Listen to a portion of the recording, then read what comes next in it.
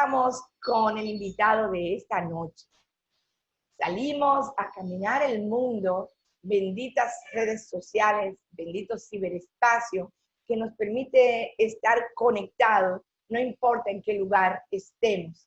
Yo de manera específica me mantengo todo el tiempo conectada con José Tomás, ustedes saben, mi hijo, aunque esté en Londres, con el príncipe, mi bello nieto, y con mucha gente en diversas partes del mundo. Las redes sociales me sirven para explorar, para conocer, para informarme, para educarme y también para escoger aquellas cosas y aquellas personas que consideramos interesantes para compartirlos con ustedes. ¿Quién ha dicho que no se puede? ¿Quién ha dicho que la juventud necesita tener experiencia y esperar y darle más tiempo? Sencillamente, por eso me gustan, darle la oportunidad porque se atreven. Esta noche tendremos un invitado, cruzamos el océano. Nuestra querida Madre Patria nos ha aportado muchísimas cosas interesantes y en cada una de las personas que conocemos nos damos cuenta que tenemos esa herencia, definitivamente. Tenemos mucha empatía con las personas que están en el viejo continente, porque somos parte de ese viejo continente a través de nuestra historia. La historia nos permite contar cosas, nos permite enterarnos de cómo fue el mundo antes. Pero si esa historia viene a través de los ojos de un millennial, yo creo que es mucho más importante. Esta noche con nosotros, Rubén Villalobos. Buenas noches, querido. Gracias por estar aquí. Nada, un placer de verdad participar en esta entrevista. Estoy muy contento de que me hayáis invitado. Wow. ¿Quién es Rubén Villalobos? Este es tu nombre a través de todo lo que son tus redes sociales. Pero ¿cómo te describirías tú para que la gente de este pequeño pero bellísimo país en el cual te esperamos y ya es una invitación formal cuando pase todo esto de la pandemia, puedas venir?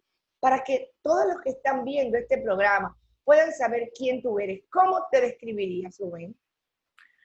Bueno, pues lo primero yo creo, soy una persona muy curiosa, que siempre me ha gustado mucho aprender cosas nuevas y sobre todo sobre la historia y la arqueología. Entonces, pues actualmente me dedico a difundir la historia y la arqueología a través de las redes sociales. Pero eres un joven de apenas 20 y tantos años. Eres estudiante de geografía e historia. ¿De dónde te sale esta pasión cuando tal vez pudieras estar explorando cosas que quizás, por lo menos lo que vemos, le gustan más a las personas de tu generación? Yo enterarme incluso de nuevos hallazgos que han habido que cambian lo que ha sido hasta ahora el concepto de la historia en muchos aspectos a través de ti. Wow, es fascinante, pero a ti, ¿de dónde te llega este amor, esta curiosidad y cómo fuiste aprendiendo para ser lo que hasta ahora, lo que hoy eres? Sí, yo siempre he sido autodidacta desde que era un niño, desde que tenía 10, 11 años, siempre buscaba información en internet sobre temas que me interesaban. Y es que yo pienso que cualquier persona joven de hoy en día, si se le muestra la historia o cualquier otro tema de una manera interesante, estoy seguro de que va a aceptarlo con los brazos abiertos, ¿no? Y es que se tiende a creer, que bueno, que suele ser la historia o la arqueología suelen ser como materias muy tediosas, pero yo pienso que si se enseña de una manera correcta, es perfectamente asequible para todo el mundo, independientemente de su edad. ¿Qué hacen tus padres, Rubén? Tus padres son educadores, tus padres de una u otra manera te llevaron hacia esto, para yo entender un poquito más. No, ellos son agricultores, llevan aquí pues tierras desde hace muchísimos años y un poco ese es el trabajo de nuestra familia, ¿no? Que se va heredando de generación en generación. Sí. Eh, bueno, ellos lo que sí siempre me han dado muchas facilidades a la hora de estudiar o, sí, o de informarme por mi cuenta y demás. En ese aspecto sí, la verdad. Es importante tener unos padres que ayuden en eso a su hijo. Claro. Dices en tu hoja de vida que también eres agricultor, al oficio que te dedicas desde hace ahora ya 7 años. ¿Qué haces en el aspecto de la agricultura? O sea, ya sabemos que es una actividad familiar desde hace varias generaciones. ¿Cómo entra Rubén en esta parte y qué haces específicamente en el campo, Rubén? Pues nosotros siempre trabajamos con calabacines, sembramos calabacines y entonces, pues bueno, en general es todo el proceso desde preparar la tierra, sembrar el calabacín, recolectar el fruto. En general, todo el proceso sí durante gran parte del año, unos 8 meses al año o así. ¿Cuál Y es la pues parte bueno, más dura del proceso? Preparar la tierra, esperar que germine, que suba el fruto, la recogida, la parte ya me imagino que del mercadeo. Desde tu punto de vista, ¿cuál es la parte más difícil? Porque aquí los agricultores tienen problemas gravísimos con el asunto del clima. Bueno, esto es otra historia. En el caso de ustedes, tu experiencia, ¿cuál es la parte más complicada? bueno, desde hace unos años, sobre todo al calabacín, le afecta muchísimo un virus que viene, o sea, se conoce como el virus de Nueva Delhi. Y, bueno, recuerda un poco al coronavirus, ¿no? En el caso de las personas, pero le afecta al calabacín. Y como no tengan mucho cuidado con eso, puedes perder toda la cosecha en muy poco tiempo. Las políticas en España están bien establecidas, los agricultores tienen facilidades a créditos, a poder, si por ejemplo quieren ampliar el negocio, si quieren hacer otros pasos. ¿Cómo son las políticas españolas en el término de los pequeños empresarios, como el caso de ustedes? Pues últimamente las cosas se están poniendo bastante feas en ese aspecto. Cada vez, bueno, a veces sí que nos salvan un poco las ayudas que provienen de la Unión Europea, pero en cuanto a ayudas nacionales, la verdad es que hay muy poco, muy poco. Wow, Mm. eso es muy difícil. Cuando estás en tu trabajo de agricultura, ¿en algún momento has pensado la parte de trabajar la tierra, que hay una relación fundamental entre la arqueología, que es tu pasión, y precisamente la agricultura? Cuéntame, ¿cómo has pensado eso? Porque yo tan pronto vi tu hoja de vida y digo, óyeme, dos actividades tan disímiles, cualquiera puede pensar, pero sin embargo no es cierto. Cuéntame, ¿qué has pensado sobre eso? Bueno, yo es que siempre que estoy trabajando en el campo estoy pensando sobre historia, sobre todo, ¿no? Y entonces, claro, a lo mejor la agricultura es vamos, un trabajo milenario. Tiene pues, al menos 10.000 años. Entonces, claro, a lo mejor estoy utilizando alguna herramienta y recuerdo pues que ya mi antepasado hacían eso hace mil y miles de años, pero pues, con piedras, con palos, ¿sabes? Con herramientas muy rudimentarias. Pero que al fin y al cabo tampoco hemos cambiado tanto en ese aspecto, la verdad. Así mismo, es cierto. Vamos a una pequeña pausa. Cuando regresemos, vamos a entrar en materia y vamos a hablar de arqueología, de historia, de geografía, de la pasión de Rubén en relación a haber logrado tener cientos de miles de seguidores con un tema que, como bien tú dices, aparentaría no ser tan apasionante. Un estilo muy particular para comunicar las cosas que quieres, donde todo el mundo puede entender. Una pequeña pausa comercial y regresamos en breve con este chico talentoso que nos está dando parte de su tiempo desde Almería, España. Regresamos en breve. Me gustaría explicaros rápidamente quién fue Nefertiti, ya que tal vez muchos de vosotros no sepáis quién fue. Nefertiti fue reina del antiguo Egipto durante el siglo XIV a.C., es decir, hace más de 3330 años. Gracias al matrimonio con Amenofis IV, el padre de Tutankamón, Nefertiti obtuvo el título de Gran Esposa Real, y con él un montón de poder y de fama que ha llegado hasta nuestros días. Quiero aclarar aquí que según las últimas investigaciones, Nefertiti no era la madre de Tutankamón, sino que más bien fue su madrastra. Durante los años de reinado, Nefertiti obtuvo un papel muy importante en el gobierno de Amenofis IV. Esto se demuestra con la representación en las que la reina aparece en igualdad de condiciones que su esposo, algo inusual en el antiguo Egipto.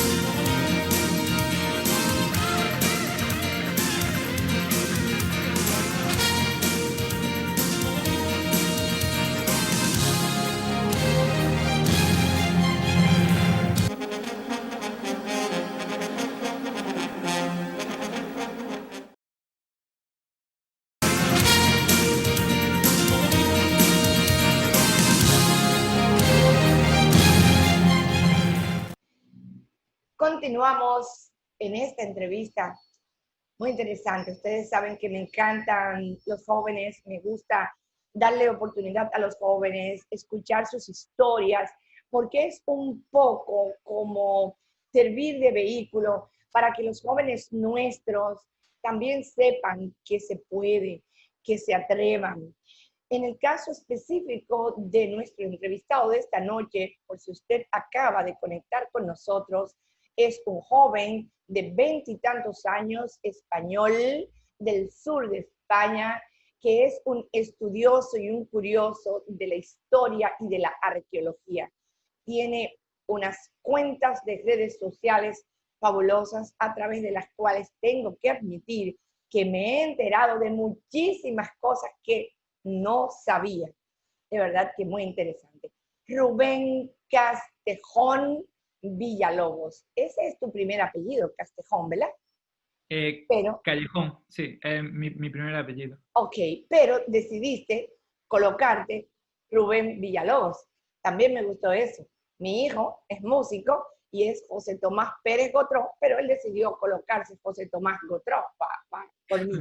En el caso específico tuyo, ¿por qué preferiste usar el nombre materno en tus cuentas cuando sabemos que en Europa no es tan frecuente, primero, usar los dos apellidos y mucho más el de la madre? Cuéntame esta parte.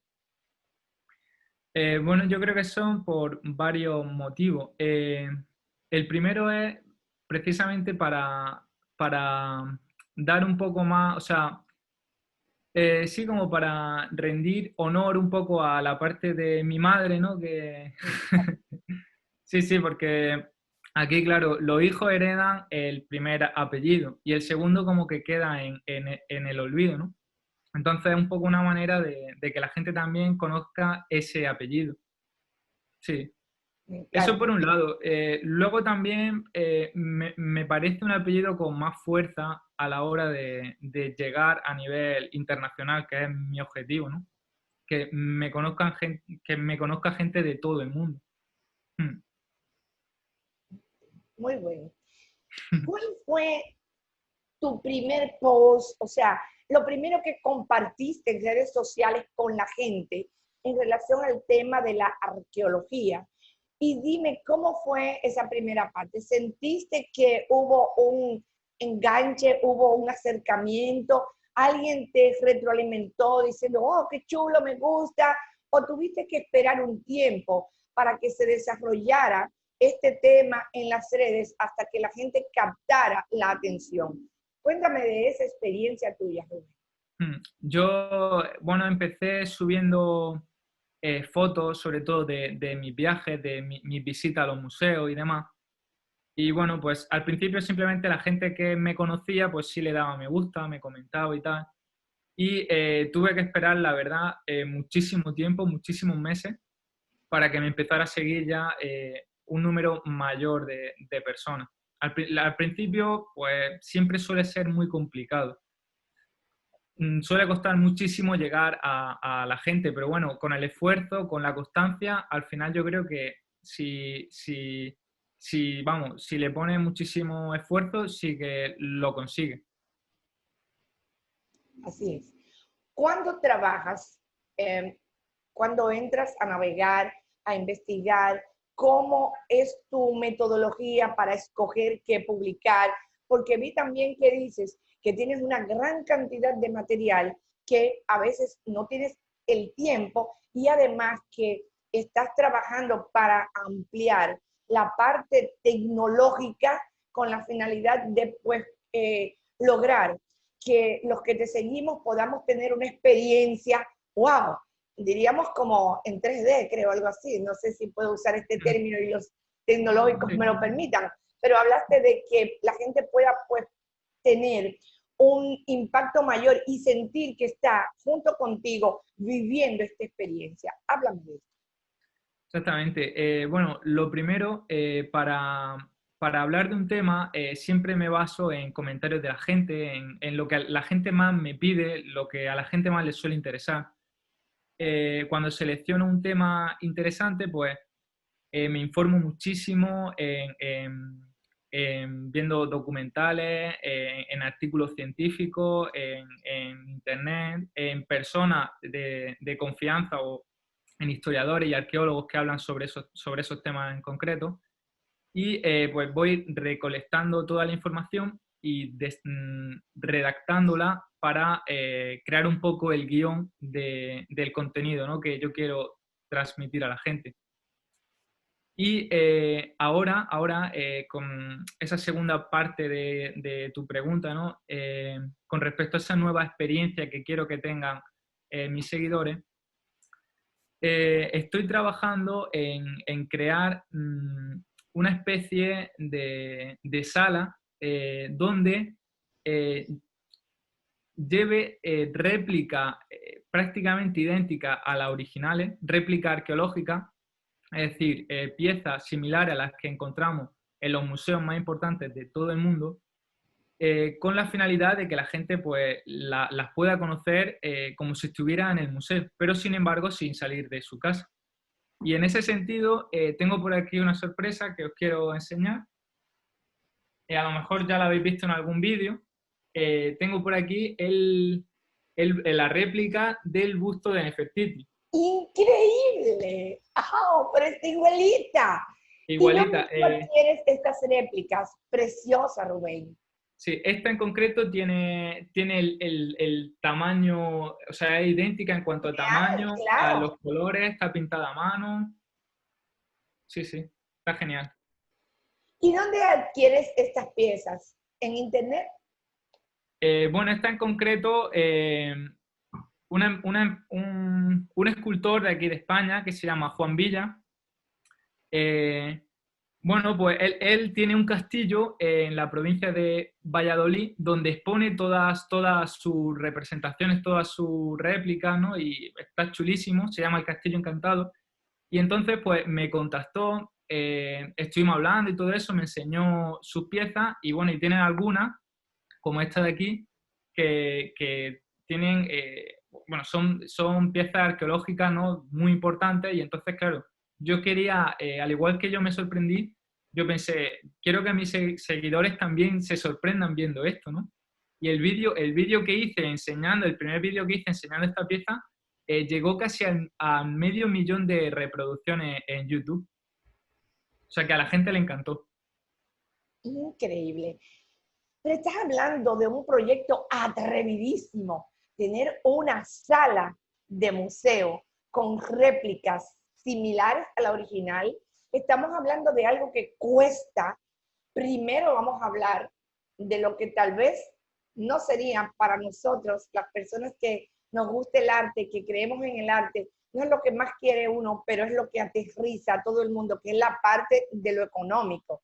Es muy costoso en términos monetarios y además de tiempo y de esfuerzo y de todo.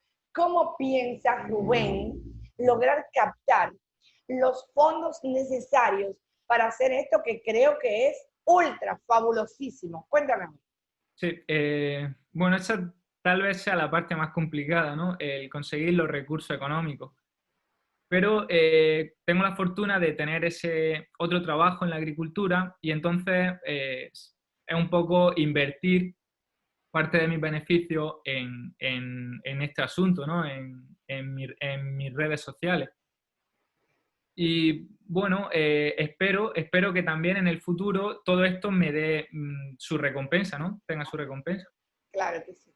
Sí, yo pienso, así de manera rápida, que podrías hacer incluso un club de socios y todos los que nos suscribamos, yo con mucho gusto formaría parte, pues entonces aportaríamos una suma anual, que no tiene que ser una cosa del otro mundo, pero creo que muchísima gente lo haría, porque estás hablando de algo fabuloso que además deberías luego tener, poderlo asegurar con una aseguradora para cosas importantes, pero la verdad que creo que es súper. Por eso es que siempre digo que me encanta hablar con los jóvenes, porque siempre tienen ideas, a veces muy locas, a veces muy atrevidas, pero de eso se trata la vida. Y aquellos que nos pasó la edad real, pero nos quedamos en los sueños, como yo, que me quedé siempre siendo una eterna joven, pues nos gusta mucho escucharlos a ustedes, porque de eso se trata, de atreverse. Sí. Y estoy completamente de acuerdo contigo, te apoyo en todo y ya tienes aquí, en esta pequeña parte del mundo, una no solamente seguidora, sino también una persona que te va a apoyar en este proyecto, de verdad. Pues, muchísimas gracias, muchísimas gracias. Estoy también trabajando ahora y también un poco en ese sentido de conseguir recursos económicos en crear un curso de historia sobre el Antiguo Egipto. Sería un curso online. No sé cómo va a ir, no sé si a mis seguidores les va a interesar o no, pero bueno, aunque sea, el caso es intentarlo y en el proceso de la creación del curso estoy aprendiendo muchísimo también sobre la historia. O sea que sí o sí, yo pienso que es algo muy beneficioso para mí. Claro. Bueno, ya tienes dos participantes. José Tomás, mi hijo, que tuvo la oportunidad cuando vivía en España, ya cuando venía de retirada, a poder visitar Egipto, poder, ya tú sabes, eso era uno de sus sueños. Sí. Y estoy en este momento, lo comprometo porque sé que él y yo vamos a formar parte de ese curso, seguro que sí. Y sé que gente de la que estén viendo esta entrevista también se van a interesar. Seguro que sí. Oh, qué bien. Muchas gracias. Oh. Vamos a otra pequeña pausa, porque cuando regresemos, no te quiero interrumpir, me gustaría que contaras de las cosas que has logrado investigar y que has compartido, cuáles han sido, por lo menos 2 o 3, de las que más han impactado a Rubén y cuáles aquellas que han cambiado, definitivamente cambiarán la forma de ver la historia porque han derribado mitos y en este momento tenemos que saberlo.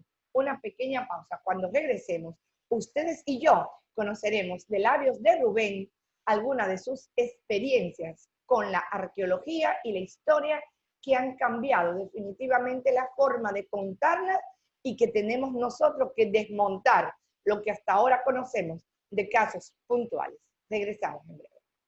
¿Qué crees que pasaría si se produjera un hallazgo capaz de demostrar que los antiguos egipcios ya estuvieron en América hace miles de años? Lo que podría explicar las similitudes que encontramos entre las diferentes civilizaciones. ¿Crees que esto sería ocultado por la ciencia convencional, ya que cambia la historia tal y como nos la han contado? Pues bien, a continuación os voy a enseñar varias evidencias que demuestran que los antiguos egipcios estuvieron en América. Pero primero debéis de conocer cuáles son esas similitudes que encontramos entre la civilización egipcia y las civilizaciones americanas. Veréis, lo más llamativo son sin duda sus pirámides. Por un lado, resulta curioso que este tipo de construcciones surgiera prácticamente al mismo tiempo tanto en Egipto como en América. Así, mientras el faraón Djoser construyó la pirámide escalonada de Saqqara, que es la primera de todas las pirámides egipcias, en Caral, Perú, también surgió una colosal pirámide de cientos de metros de longitud, siendo la primera pirámide de América.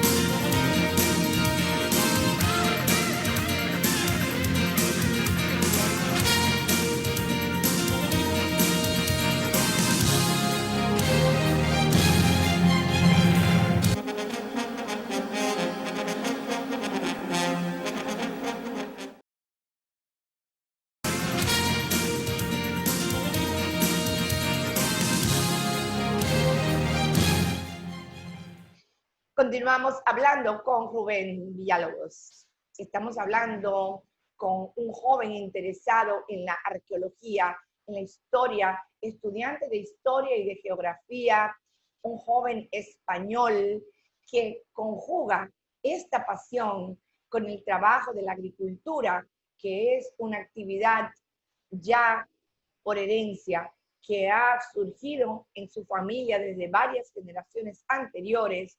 Y en este momento vamos a escuchar de este chico que dice que tiene ya desde los 10 u 11 años siendo curioso, investigando, navegando en las redes, etcétera, y que tiene unas redes sociales impresionantes con cientos de miles de seguidores en temas, señores, de educación, en temas de historia, en temas de arqueología. Cosas importantísimas, porque si no conocemos la historia de la humanidad, no podemos entender lo que está pasando. Hemos tenido otras pandemias. El mundo ha tenido que enfrentar casos como el actual con menos conocimientos médicos y no se ha terminado el mundo y han podido salir. La experiencia podría hacernos saber que en la medida que nosotros tomemos las medidas que hay que tomar, podríamos haberle enfrentado mejor de lo que como mundo lo hemos hecho. Hemos sido inmaduros, lamentablemente, y es tal vez porque no conocemos de la historia de la humanidad. Querido Rubén, antes de irnos a la pausa, decía que me gustaría que compartieras con nosotros algunos de los casos específicos que tal vez te han impactado más al estudiar estos temas, y también uno que otro que también has posteado que definitivamente tendrán que reinscribir los libros de historia de la humanidad. Los micrófonos, todo tuyo. Así es. Pues bueno, en cuanto a temas que más me han sorprendido, o sea, para mí el que más me apasiona sin duda es el descubrimiento de la tumba de Tutankamón. Solamente imaginad lo que tuvo que sentir Howard Carter, que fue el descubridor de la tumba de Tutankamón, en el año 1922. A partir de ese año en adelante estuvo varios años excavando en la tumba. Lo que tuvo que sentir al entrar, al ser la primera persona en pisar la tumba después de más de 3.000 años y ver todo rodeado, una habitación repleta de objetos de oro, eso vamos, es que se me ponen los pelos de punta solo de pensar en eso. La verdad, eso es impresionante. Luego también hay otros descubrimientos que son también muy interesantes, pero que son más desconocidos. Por ejemplo, ahora estoy trabajando en un nuevo vídeo sobre un descubrimiento de una tumba que se produjo en el año 1973 en China, en el que se encontró el cuerpo momificado de una mujer que falleció en el año 170 aproximadamente antes de Cristo, y su cuerpo está como si hubiera fallecido prácticamente hace unos días. La momificación que se consiguió en esa época y en ese lugar en concreto fue magistral. O sea, no hay ninguna otra zona en el mundo en el que se haya conseguido una momificación tan buena como esa. De hecho, la momia de esta mujer, que se conoce como Lady Di, presenta, según dicen, presenta aún en su interior, en el interior de sus venas, aún tiene sangre, su brazo aún se pueden flexionar fácilmente. O sea, la verdad es que es impresionante, impresionante. Hasta qué punto se llegó, ¿no?, con el tema del embalsamamiento. Luego también con esa segunda parte de tu pregunta, ¿no?, bueno, con otras teorías que pueden hacer cambiar los libros de historia tal y como los conocemos, pues me gustaría hablar, por ejemplo, de lo referente al primer poblamiento de América.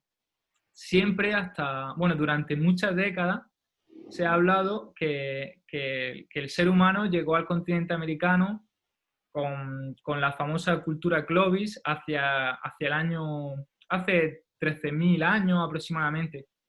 Sin embargo, en los últimos 20 años se están descubriendo muchísimas evidencias que muestran que realmente el ser humano lleva en América decenas de miles de años antes. O sea, eso la verdad es que es increíble. Incluso hay más de un descubrimiento que según los científicos que lo investigan, se habla de que el ser humano puede llevar en América más de 100.000 años. O sea, eso sería increíble. De demostrarse eso, sin duda, sí que rompería con todos los libros de historia, vamos. Y es que ¿Crees, además... Rubén, que ¿sí? la historia debería estar escrita por personas jóvenes como tú, que están investigando? O sea, la pregunta es la siguiente, es por lo siguiente. Se dice que las personas mayores tienen resistencia a los cambios, a lo nuevo, a tener que decir, vamos a detenernos aquí, que hemos estado por un camino X durante miles de años y de repente tenemos que admitir que tenemos que cambiar completamente y dar un giro de posiblemente 180 grados porque las cosas no son así. A veces las personas mayores tienen más resistencia de hacer esto y dicen, mira, puede ser, pero no, porque mira. Y los jóvenes, bueno, lo demuestran a diario. Dicen, no, espérate, definitivamente esto no era así. Lo creímos durante miles de años, pero no es cierto. ¿Crees tú que podría darse el hecho de que jóvenes se interesen para reescribir la historia? En el caso específico tuyo, que estás investigando cosas, conociendo cosas, a la hora que, bueno, ya veas los mismos jóvenes, tal vez, bueno, luego tengas familia, no quisieras que tus hijos y la nueva generación vaya de manera errada, ya teniendo nueva información. Entonces, tal vez se vea la necesidad de reescribirla y de que quizás los más jóvenes lo hagan. ¿Qué piensas tú en ese sentido? Lo llevo porque tal vez en el futuro podría ser un historiador, sentarte a escribir estas cosas con las que estás en estos momentos dándote cuenta, y ya para ti no solamente te sorprendan, sino que te sientas en la necesidad de que no solamente se queden en un blog, no solamente se queden en una cuenta, sino ya que pasen de manera formal y tal vez sería tu contribución y la de otros como tú a la historia moderna, a la vida moderna, al futuro. ¿Qué te parece? Sí, yo pienso que sí, pienso que la gente mayor suele llevar toda su vida con la mente más cerrada, ¿no?, en una teoría, en una idea, y es muy difícil ya que la cambie. Sin embargo, la gente joven pues llega sin haber defendido a lo mejor nada anteriormente, simplemente con la mente súper abierta, y claro, y eso favorece que las teorías cambien muchísimo. Pero pienso que tal vez el problema esté en la ciencia. En teoría, se dice que la ciencia es, bueno, pues que simplemente se dedica a cambiar en función a la evidencia. Sin embargo, la ciencia actual parece que le cuesta muchísimo, porque en el caso este que estaba hablando de América, hay yacimientos arqueológicos por casi todos los países que evidenciarían que el ser humano lleva muchísimos decenas de miles de años en este continente. Entonces, ¿por qué aún a día de hoy sigue estando esa otra teoría, ¿no? que ya se ha quedado añeja? ¿Por qué en muchos libros de historia aún se cuentan cosas que prácticamente ya es que se sabe por la cantidad de evidencias que no son así? Así mismo es.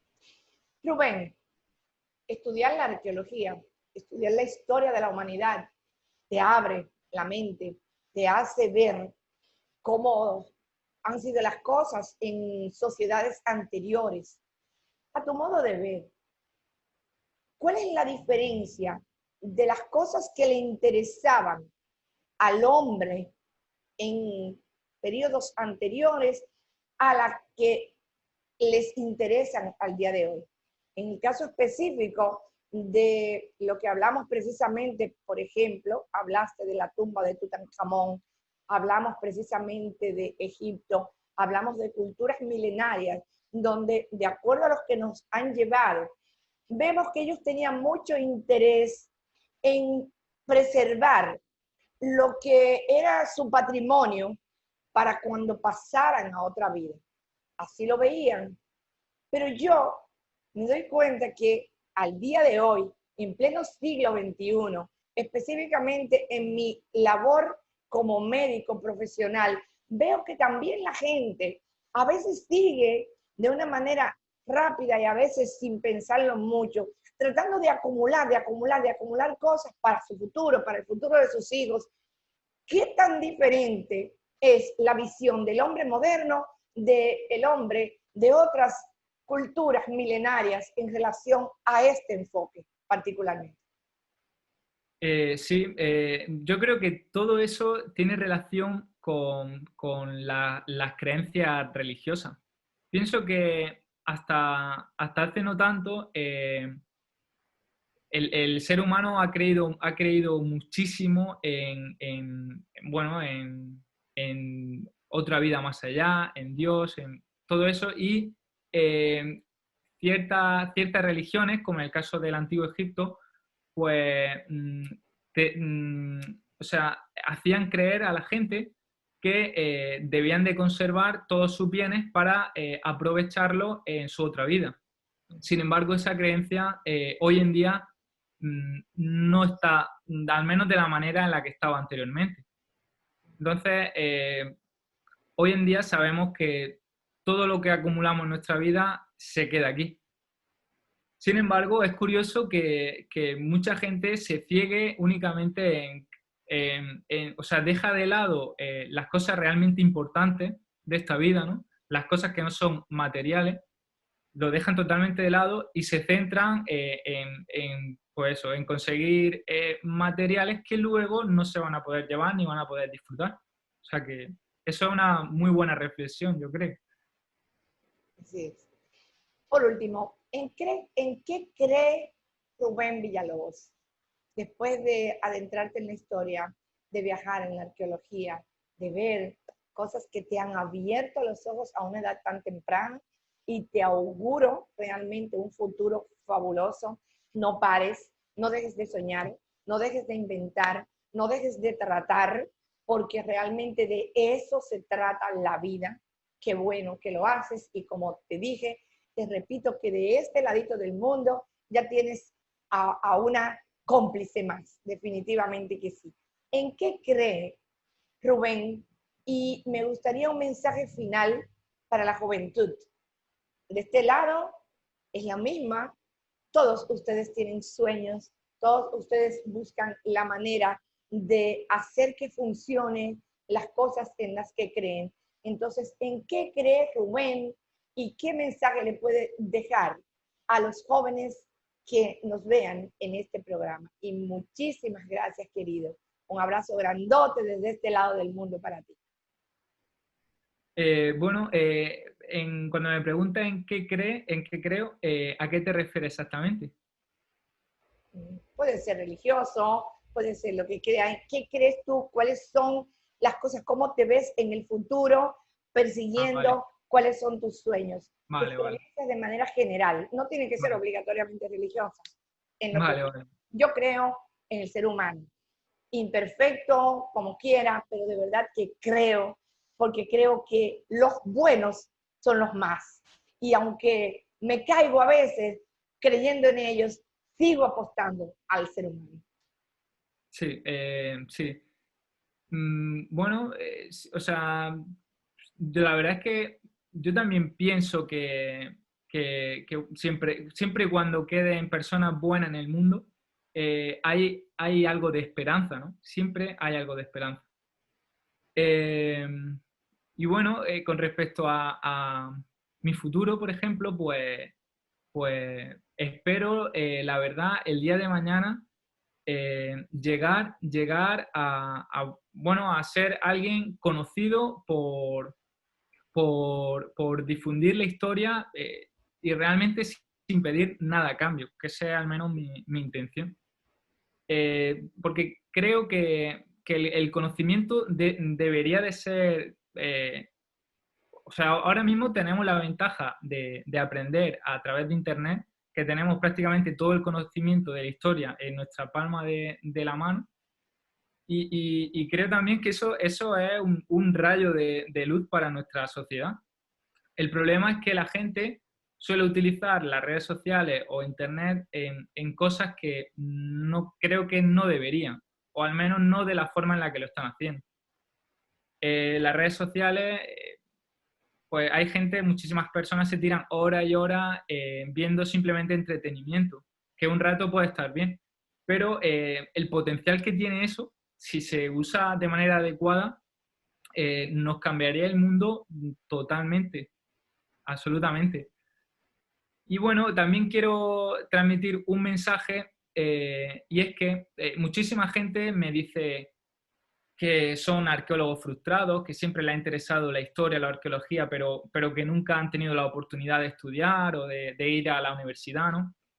Eh, realmente pienso que la universidad o el estudio académico es algo muy secundario a la hora de adquirir conocimiento. Conozco, y bueno, y yo también lo soy realmente, muchísimas personas que son autodidactas. Y es que creo que esa de ahí es la clave para realmente aprender. Eh, el tener la curiosidad,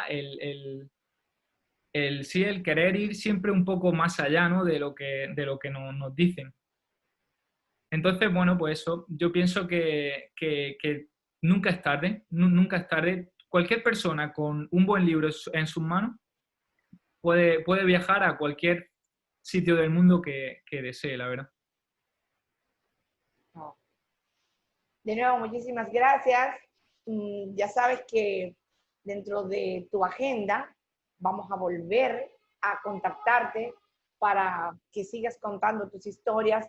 Genial. Hemos estado compartiendo tus redes sociales durante todo el programa y de manera específica, pues le pedimos a todos aquellos que les interese el tema y a todos aquellos que les interese que sus hijos tengan una buena formación, educación, que te sigan y que compartan tus redes sociales, porque la verdad es que no hay ningún desperdicio.